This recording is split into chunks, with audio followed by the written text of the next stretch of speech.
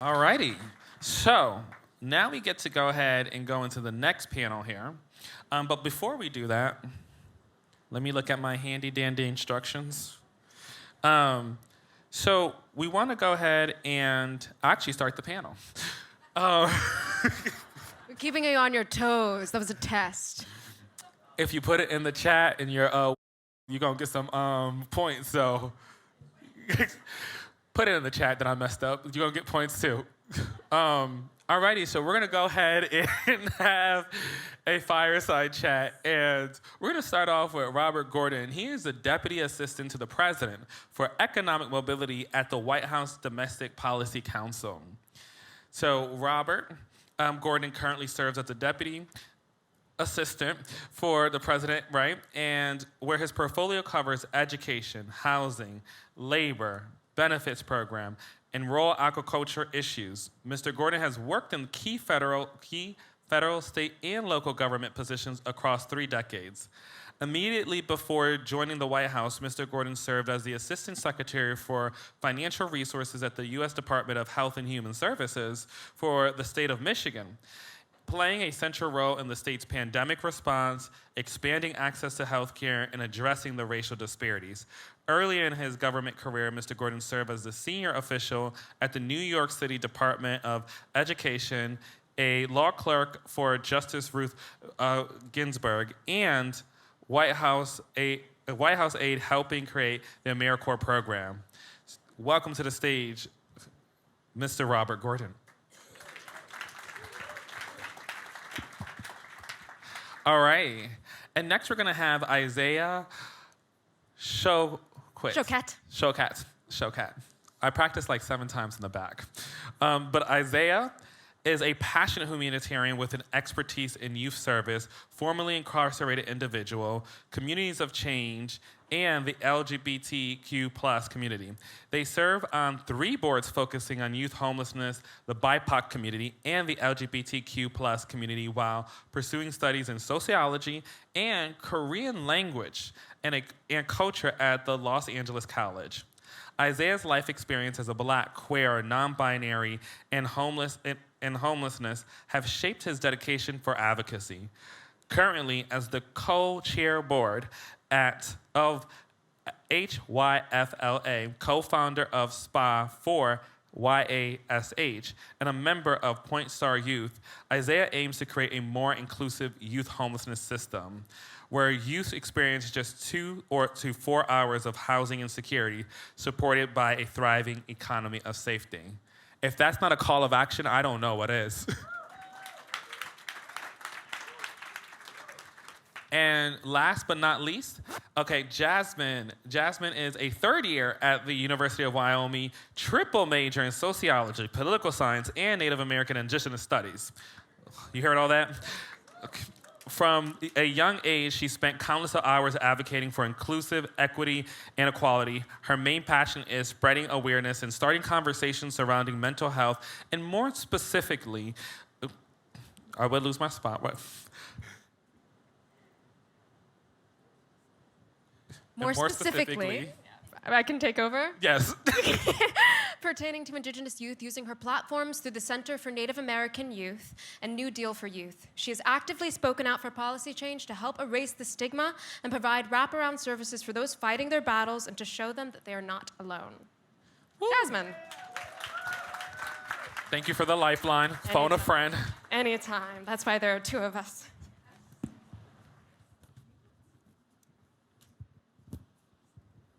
Great. Good afternoon, everyone. It's a huge, huge honor for me to be here with all of you. I felt extremely old listening to my own bio, but my first job in Washington was working on AmeriCorps, just as it was set up, and policy involving and engaging youth has always been incredibly close to my heart. And it is amazing to look at and see all of you. So I come from the Domestic Policy Council at the White House. There have been folks from DPC here all day, listening, taking notes, making sure that we take back what you all say. I was told you could use like a minute on what the DPC is. So you've been seeing and hearing from folks at agencies all day. they're the folks who are actually delivering for the federal government. The DPC is the voice, so it's like literally at the White House. It's just the job to coordinate among agencies and to make sure information is getting back to the president, to his top aides. So that is our job. It's why we have had folks here listening all day, and it's why I'm excited to be here and with all of you. So we'll have a chance to say more. I want now to turn to Isaiah and Jasmine, and let me just ask, you have been here, tell me something you heard that has really resonated with you throughout the day. Start with you, Isaiah. Oh, okay. You want to go first? Okay. Hi, my name is Isaiah Choquette. Pronouns are they, them. And I do just want to clarify, I am not formally incarcerated. I have worked with formerly incarcerated individuals. I want to be very clear. I don't want to take on an experience that is not mine and delineate from the true experience that has been there. But I think what really, from my experience today, what has resonated with me is the overwhelming amount of intelligence and commitment and innovation and just real collective power that we have here as youth, as individuals, and as a community. That we have really, all day I've been seeing very similar ideas posted and on the sticky notes and all that, and seeing very similar innovative practices being uplifted. And it's not to say that we're all just copying each other. It's to say that we're all in the same thought of where we need to go as a country, as a society, as just a community of service. That we can't keep operating in these spaces where just because you have a degree or you have a title, you have a position, that you know what's best for those you're serving or working with. That the only way to truly form a system that is encompassing and working is to have everybody who is impacted by that system, from those making it, creating it, to experiencing it, at the table to discuss that. I think that's what's really resonated with me, is the understanding of that. What surprised me, I think what surprised me is the intentional listening that's been going on. I think for the first time in a space like this, I haven't experienced any forms of adultism quite yet. It's still, what time is it? We got time before we're out? But I think overall, I've experienced a very true and intentional sense of listening to hear and put action behind what has been heard. I think too often what happens is we come into these spaces and there's a lot of talking, a lot of discussion, a lot of very empathetic feelings felt, but not a lot of then change or motivation to make action behind all this. And whether that be through a system that's set up to keep us overworked and stressed out to the point where we can't connect back and follow through on some of these things, to just world events that are consistently coming up. And it's, I think, very inspiring to be in this place and to see so many of my peers getting to really speak to a true cause and really having autonomy and agency to make some change. But that's it for me.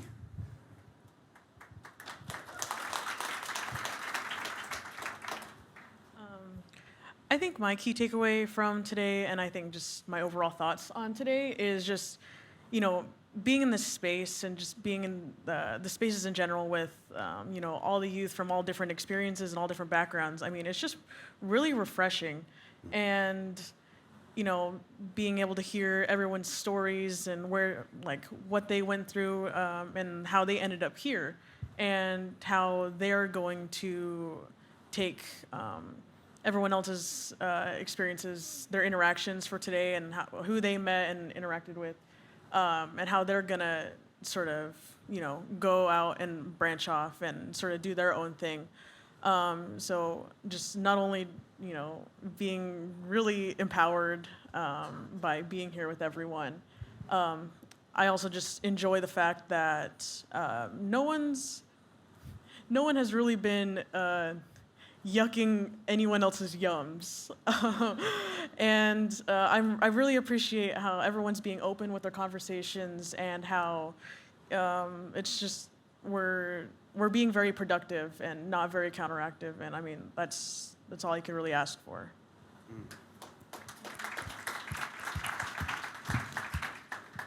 How about something that surprised you today?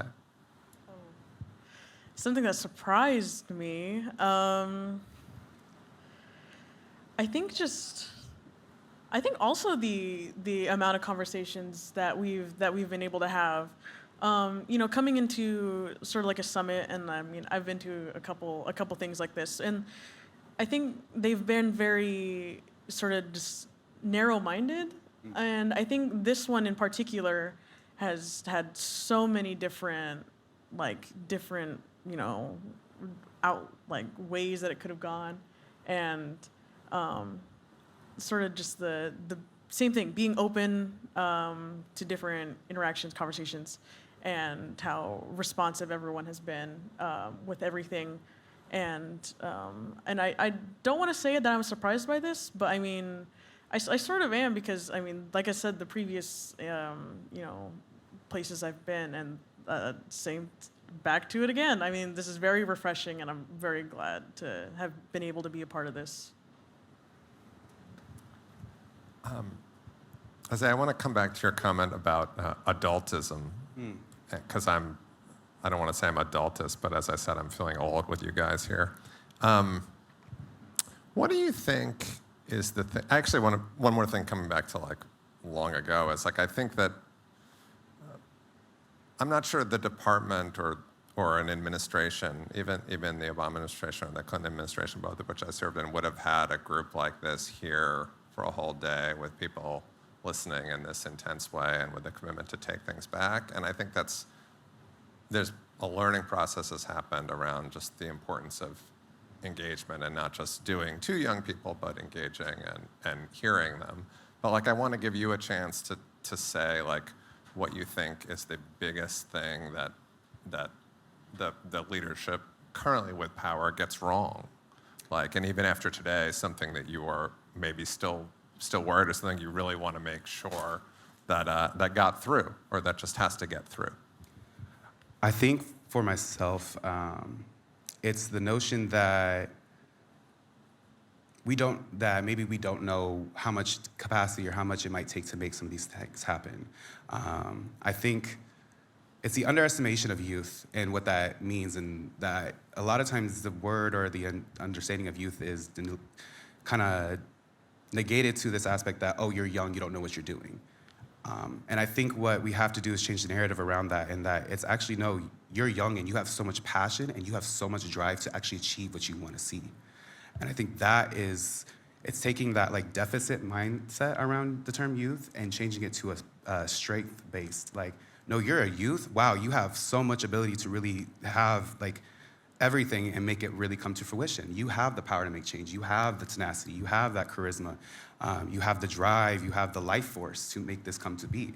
And I think that that's what our group is really showing. I mean, to hear people from like junior high, from my age, I mean, I'm 27 now, but when I first came in, I was 24, and to hear just the level of understanding and intelligence, like I said. And intelligence, when I say that, I don't mean that like, oh, you're book smart.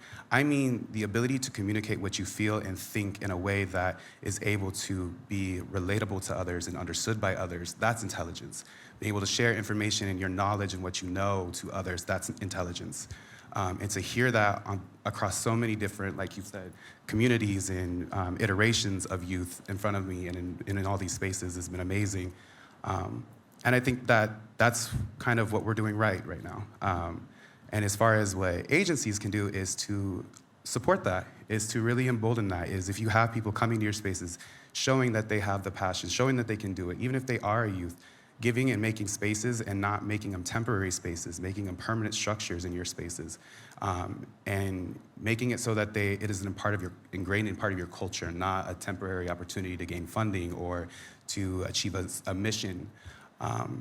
That what we have to do is not create something for this moment, but for life. And I think that that's what this hopefully comes about to be, is a permanent structure. Yeah, I'll just quickly add on to that, because, that's, I mean, we're getting better with it, but I mean, this is still a starting point with sort of counting out youth. And I mean, I'm glad that, we're having this, and having spaces like this to sort of include youth in the conversation and, not completely count us out and discount our experiences. Because even though that we are young, I mean, some of us have probably more experience than some other adults, and that have, yeah, essentially that. But that's pretty much what I just wanted to add on. So there's two ways we could go now. I'm going to ask you guys one more question, but I also want to invite you if there's questions or things you want to ask me, so we can go both directions. I'm interested if there are particular issue areas where you felt like you heard ideas that you want to sort of make sure that get underscored at this moment. So like the things I work on include like education, housing. We talked about homelessness, rural areas. I don't work on tribal issues. I wish I did, actually. Used to. And just poverty and opportunity generally. So if there's like one big idea that leapt out to you, would love to hear more about that, and also happy to answer any questions you might have for me. Among a bunch of other things, I think my main interest and my main passion is the mental health crisis that is going on right now. And I think more specifically among Indigenous youth, because even though, I was talking about it in a breakout session earlier, but even though Native youth are the most impacted, we are the least, talked about. I mean, we have yet to really get to a place where the research really fits with the Native culture, Native communities, and we need to indigenize the research. And so I guess just really focusing on that, and then the mental health. And that's just about it, what my main area of asking would be about. Yeah. So why don't I just take a minute? It's a great issue to talk about, and to talk a little bit about the Domestic Policy Council that I work at, because it really crosses so many different agencies, and there's a real role for the White House in bringing people together. So obviously this administration has, I don't want to start giving you a speech, but like hugely committed to investing and also breaking down silos so folks are working together. So you have the Department of Education, you have working with schools, you have HHS, bringing a health perspective to those conversations. You have, an investment in community schools, which are really deeply committed to mental health. And then you have as you said, you have the particular responsibilities of working with tribes and the nation's duties to tribes. And like, I'm privileged at DPC. We have a colleague who's a tribal member visiting from Stanford Law School who leads all our tribal work. And it's a personal joy for me to work with her because she brings both lived experience and expertise. So we try to bring all that together so that we're concretely working. And I guess about a month ago, this major tribal summit, and the president announced a series of actions, including an executive order that folks who I work with worked on. And so it was like exciting for me to just work alongside the people who worked on those things. I think for myself, the thing I want to highlight is just what you said as far as that you cover kind of all those areas, and like you said, none of those are siloed issues. That homelessness is tied to education inequality, is tied to economic inequality, is tied to healthcare inequality, is tied to all of it. And so I think for me, one of the things I want to uplift is having more of these spaces, this not being a one-off, that this is like events like this become more routine. Because what I think also to highlight that is important is to not just incorporate the same youth over and over, to create spaces of equity for all youth to come and share what they need to share and say what they need to say and advocate for what they need to. And also then embedding that culture in these agencies that are then supposed to be collaborating with us and collaborating alongside. I think overall, just the idea of collaboration and no longer operating within silos. Because I think when we do that, it becomes easier to blame it on another person, to blame it on another department, and to not take the accountability as an organization that we are all responsible. Each one of our agencies is responsible for the whole development of this individual. And I think also that focusing on development, not keeping people retained or reliant on things, but like helping them to actually achieve their growth and what they want to do. To not create program structures that restrict people's ability to develop as individuals by placing arbitrary rules like not being able to go to school full-time if you're in a permanent supportive housing structure, or not being able to, I think one of the things that came up recently in California was we were discussing how in foster care systems, IOPs, you can't save more than $10,000. Well, in California, $10,000, that's your down payment for your security deposit. So it's things like that that then keep people in these systems and unable to actually develop. And really recognizing the role that each of us plays in the overall success of people, and in youth specifically.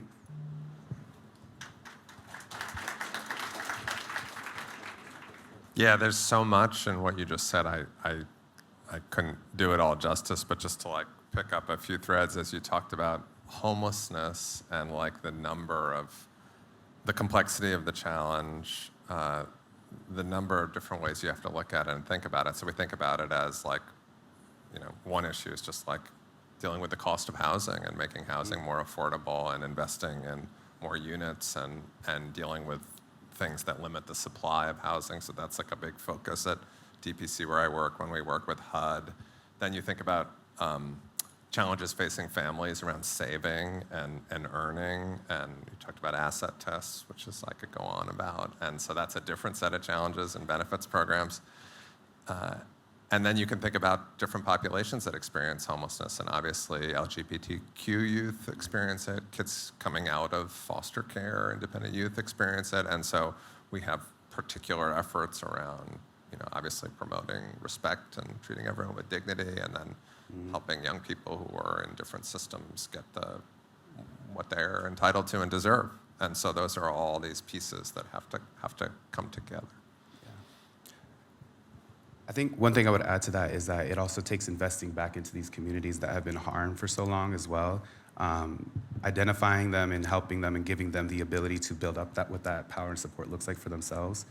I think, again, it links back to with youth, yes, but also with the communities we come from. Don't just support us, support our community as well, because it does nothing for us if we succeed and our community is still struggling. And so I think that's one of the other aspects of this too. And I think there's a lot of ways that we could do it. I think it's also looking to other areas and other countries who've done great work with homelessness.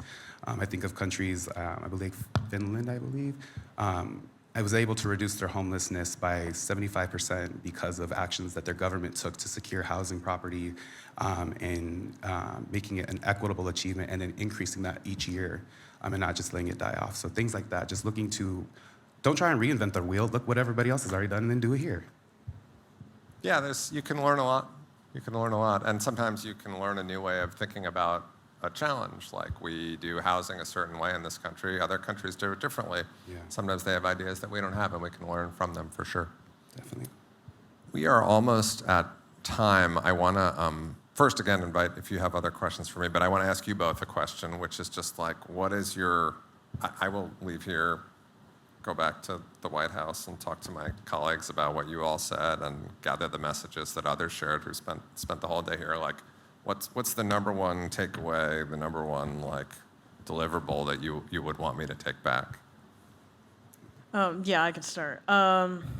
So I think just the main takeaway, to tell all the agencies in the White House would just be just to keep actually listening to the youth, and then, like I was saying earlier, due to today's environment and being exposed to social or different issues at an early age that some of our youth have lived like an entire lifetime compared to those who are running the government or even just other adults, and that the fact that I think that policymakers need to be more proactive than reactive.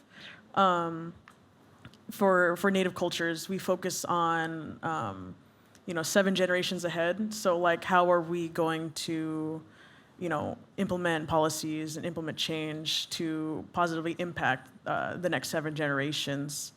And then I think just last, final bit is just suggesting to come and visit, different communities, gaining that perspective, getting that, more education. I know especially in Wyoming, the more rural areas or different reservations, and even just or more urban areas, I think just going out there and seeing, gaining that knowledge, because it can only do you good. And don't get me wrong, I still appreciate the efforts and everything, but I mean, this is just the beginning.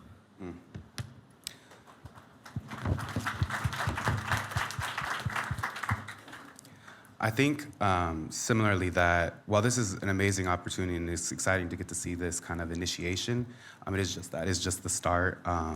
So I think my charge would be to show us action and actual commitment to this, not in a verbal sense, but through creating structures of accountability, creating opportunities for follow-up and follow-through, that what you hear today, what is learned today, doesn't stay here, that it is acted upon, that systems are created to incorporate us into that development process, and that this doesn't just become another talking point for someone's campaign or another achievement that someone claims they took serious but didn't actually or intentionally take seriously. And to, as Jasmine has said, continue listening but also hearing and acting on what we're sharing and talking about.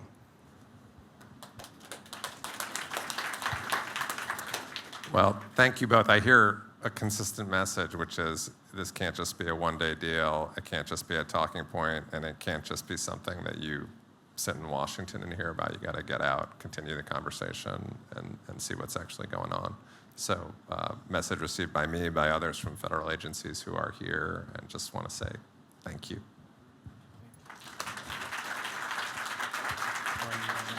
Thank you so much.